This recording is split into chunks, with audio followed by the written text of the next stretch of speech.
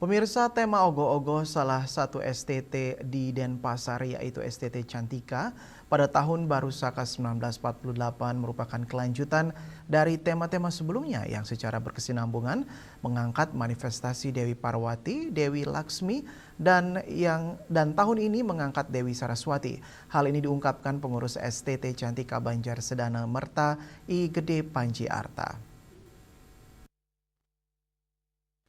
Namun demikian, seiring dengan adanya ketentuan dalam pelaksanaan Kesang Festival yang mengusung tema memuliakan air, konsep ogoh-ogoh Dewi Saraswati tersebut kemudian diringkas dan disesuaikan agar selaras dengan tema perlombaan yang ditetapkan.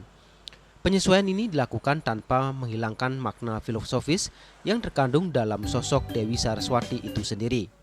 Dalam penggarapan ogoh-ogoh Dewi Saraswati terdapat sejumlah karakter yang syarat akan nilai spiritual. Salah satunya digambarkan melalui sosok manusia yang sedang melukat. Panji Arta menjelaskan adegan tersebut merepresentasikan prosesi pengelukatan yang biasa dilakukan saat Banyu Pinaro sebagai simbol penyucian diri. Setelah melaksanakan prosesi pengelukatan, manusia diharapkan mampu menetralkan dase mala yang ada dalam dirinya. Sementara itu, karakter-karakter ogoh-ogoh dengan wujud menyeramkan yang mengelilingi figur utama dimaknai sebagai perwujudan dari mala atau sifat-sifat negatif dalam diri manusia. Dari sisi material, ogoh-ogoh STT Cantika Banjar Sedana Merta tahun ini dibuat dengan mengutamakan penggunaan bahan ramah lingkungan. Beberapa bahan utama yang digunakan antara lain bambu dan rotan. Untuk mempercepat proses pengerjaan, digunakan gulungan siap atau kurungan ayam, kertas, plester kertas, serta clay untuk menunjang detail-detail arsitek pada ogoh-ogoh.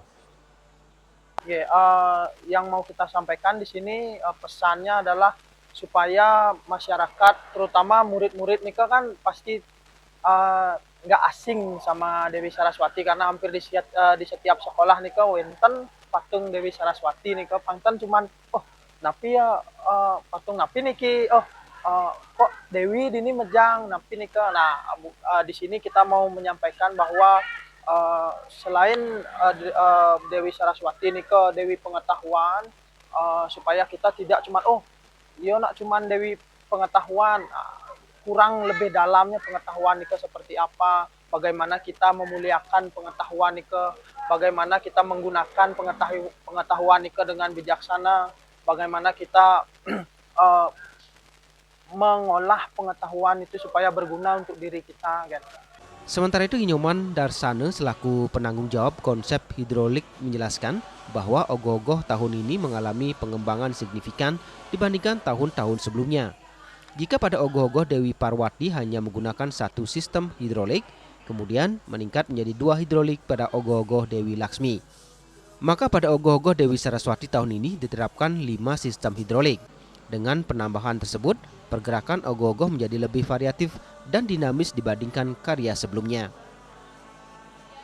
Kan di sini tiang lihat ogoh-ogoh nih tiang bagi menjadi 1, 2, 3 bagian. Yang dimana yang paling atas karakter utama itu dari Dewi Saraswati itu berdiri, habis itu tangan bergerak, habis itu dia membuang air dari teratai. Dan di bagian kedua ada angsa, dan angsa itu dari sayap dari kucup, kembang lalu ngepak. Dan di bagian ketiga di sini ada yang di bawah, itu ogoh-ogoh pembantu, itu semua bergerak dari kembang semua dan kucup, dan ada yang nunas tirta lagi karakter yang di tengah. Lebih lanjut, Panji Arta menambahkan bahwa estimasi biaya pembuatan ogoh-ogoh Dewi Saraswati ini berada pada kisaran 150 juta hingga 200 juta rupiah.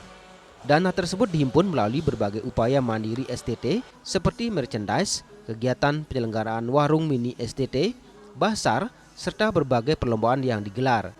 Selain itu, beberapa pihak sponsor juga telah mulai memberikan dukungan untuk menyukseskan pembuatan ogoh-ogoh tersebut. Dengan konsep yang matang, filosofi yang kuat, serta pengembangan teknologi pergerakan, ogoh-ogoh STT Cantika Banjar Sedana Merta diharapkan mampu memberikan sajian seni yang tidak hanya menarik secara visual, tetapi juga syarat makna spiritual dan juga budaya. Hendra, Bali TV.